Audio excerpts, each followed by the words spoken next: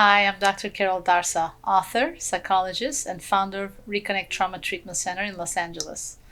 Today, we are going to meet another wonderful staff at Reconnect, and we are changing our direction a little bit from trauma to eating disorders. I mean, of course, it's always connected, right? So we have one of our staff, Hayley. She is a licensed psychotherapist, certified in eating disorders, and she's a nutritionist. So we have the whole package. Thank you for being willing to talk to me today. Yes, happy to be here. Thank you again. So I want to know a little bit about the connection between trauma and eating disorders, which a lot of, in fact, even maybe eating difficulties in general as well. What have you seen so far? Yeah, so I would say a lot of the clients that I see in my work do have trauma. Maybe they don't have, as intensive trauma as I work with people with Reconnect, but, they have some kind of traumatic episode that's happened to them. And so that's impacted their ability to connect to their body and always know if they're hungry or if they're full. And, maybe just a disconnection from the body, and maybe that comes out in purging or using laxatives or diet pills, or they keep looking for a quick fix to kind of like fix the problem by maybe doing, fad diets. And then they'll also maybe also just have some issues with, being able to take care of themselves in general.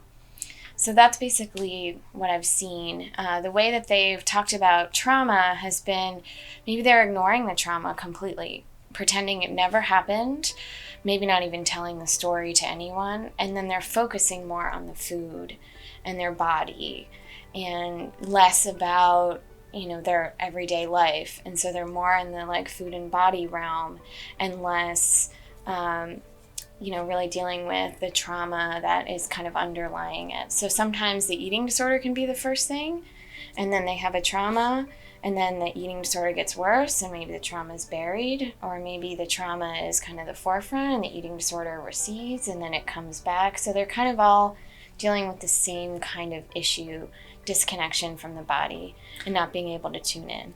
Are you saying that sometimes when they focus on the eating related stuff, like the eating disorder, it's because they really are trying to avoid the trauma, and so their whole focus goes into how's my body, or what am I eating, what am I not eating, and therefore I don't have to think about what happened to me? Yes. Because if they're counting calories, they're eating something, they're thinking about how many calories, they're doing the mental math, they're doing the exercise, they're trying to almost run away from what's happened. Right. And clients, as they move along, they've been able to say, I know I'm doing this, but I can't stop doing this because this is something I feel like makes me safe now. Right. We live in a culture where unfortunately our physical looks is highly prioritized. Yes. At one point, do you know that a client moved away from normal preoccupation of the body, which most people have, into eating disorder? What tells you that? So it's partially the amount of time that they're taking on the behaviors. It's partially the behaviors. Maybe it starts out for a lot of people with, I'm unsatisfied with my body, I want to try to lose weight. And then it progresses to this whole taking up, basically any free time they have, maybe not being able to sleep, maybe missing work for exercising, maybe feeling like they can't go into work because body image is so bad. It also, eating disorders go along with body dysmorphia disorder, which I think is in social media more now, which is basically they don't have to have an eating disorder, but they're preoccupied with a certain body part that makes them really not able to tolerate even seeing that body part, connecting to that body part, being able to use that body part. And so, it's just this disconnection from their body and, being able to take care of themselves. So it's taking up all their time, so they're not focusing on the things that are actually upsetting them and bothering them. Have you seen, this might be a weird question, but have you seen a very common typical trauma that's more underneath of an eating disorder than another kind of trauma? Like we have sexual trauma, physical trauma, relational trauma, war trauma. What have you seen that's sort of the most common denominator in a way, right? I would say in my practice, I don't really see veterans. I feel like that is a specialty, and I don't know exactly how to work with PTSD for veterans, so I have not seen those types of people, so I couldn't speak on that. But most of the clients that I have with eating disorders, they have sexual trauma, they maybe have physical trauma, and then they may also have some kind of early childhood trauma. Maybe it is sexual in nature, maybe it is an attachment issue, like they're not able to be fed by their parent, or they were adopted at a young age. Things like that is what I've seen most. I like your connection of the feeding, right? They were not fed emotionally maybe by their parents, and then how this shows up as an eating disorder later on. Because nutrition is very emotional, right? It's just, even the word nutrition, emotional nutrition and physical nutrition, I can see the connection there. I hope that people watching this sort of maybe start understanding that it's not just a preoccupation of the weight, but that underneath that there could be really actually trauma.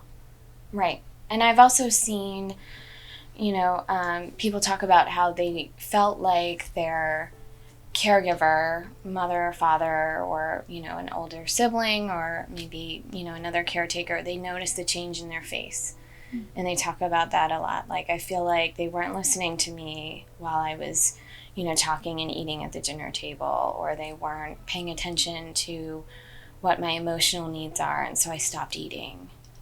So those are some of the things that maybe it's not like sexual trauma, but it's like my caregiver maybe didn't teach me how to care for myself. So in some way, emotional neglect can cause an eating disorder as well, or overly being preoccupied with it. Yes.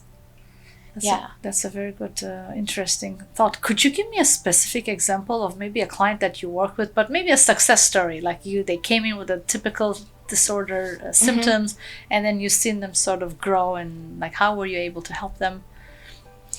Yeah, so I have had clients that maybe they started with coming in and they had a sexual trauma in the past, and sometimes it's happened where the sexual trauma happened during the eating disorder treatment. So I'll kind of combine a few, but I would say if I can see the client long enough, it usually takes a couple of years for full recovery. Research shows about 7 years, but that doesn't mean like the person's fully struggling for 7 years. So if I get to see them long enough, most of my clients do a lot better. Their relationship with food is a lot better. So basically, I can kind of think about a case where clients started with not being able to feed themselves, not knowing if they were hungry, kind of just eating by the clock, being unaware of, any hunger fullness cues. They're also purging, they're also over-exercising, so kind of just avoiding any connection to anybody. Then over time, we did a lot of like checking in before they eat, making sure that they're eating foods that they like, making sure that body movement and exercise feels safe and comfortable, and they're not stressing the body overly, because this client was also having a lot of like physical injuries from over-exercise, and their doctor was worried. So figuring out kind of what they were worried about, because some people are worried about medical stuff, some people aren't. Some people are worried about, I can't show up to work because I'm having to go to exercise classes. So figured out what was the piece that helped her to feel motivated for this hard work. And then it was a connecting back to, when am I hungry? When am I full? What do I actually crave and like to eat? What do I do if I can't make a food choice?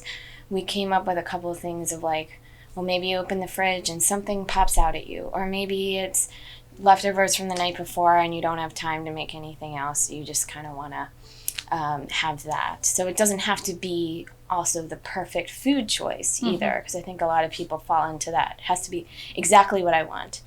And then over time, she was able to see exercise as joyful movement and not as, oh, I have to kill myself with exercise or feel really sore. So it was a little bit of educating, about enjoying movement in the body and not, doing too much that's overwhelming the body and causing injuries.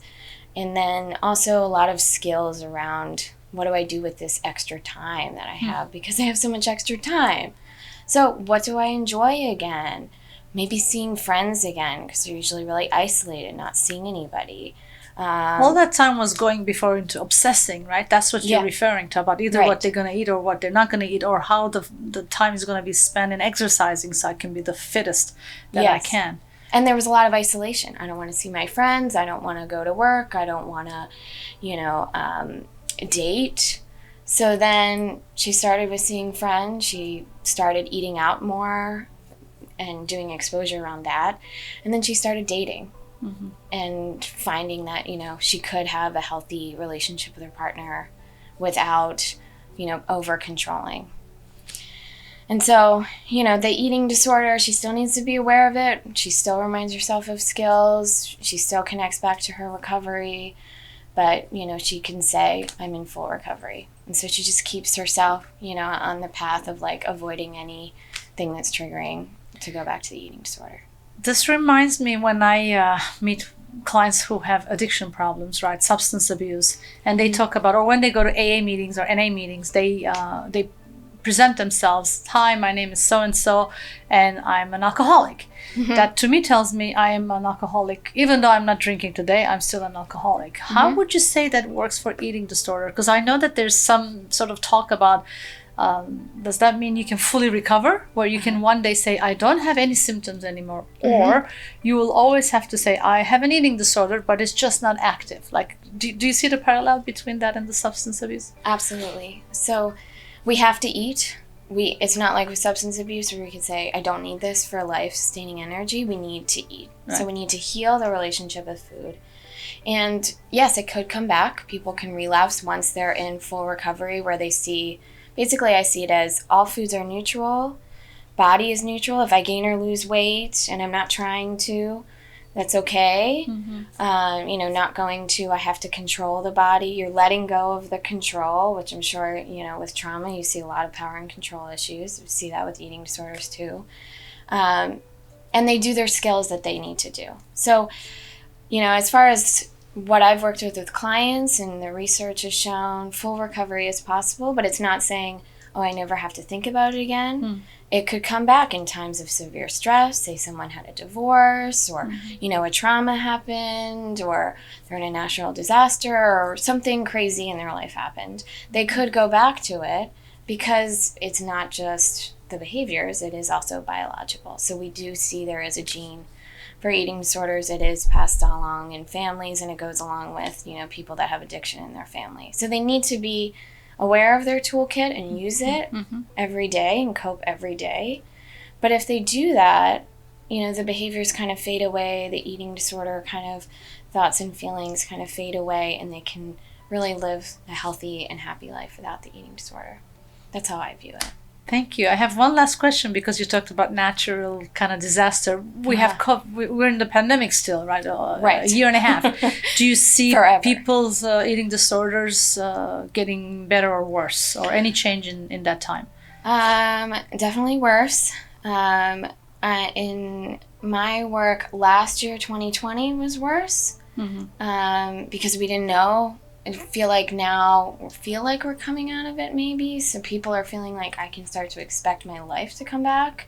But if we're stuck at home, and maybe it triggers isolation, which triggers maybe eating to self-soothe, or over-exercise because you're stuck at home, you don't know what else to do, or boredom, or disconnection from your support system. Mm-hmm. So some of that has caused people to start to think more about body weight is something to do, and maybe it spirals, or people are worried about, I'm less active in the pandemic maybe, and maybe they gained weight, and so then they're feeling in a little bit of a relapse. So kind of with my clients that were doing really well, if they started to relapse a little bit, we're talking about we need to add things back and maybe be more creative about solutions, because maybe you can't go out to dinner, or you can't go on a date right now if you don't feel comfortable. So how can you connect back to what you need without putting yourself at risk?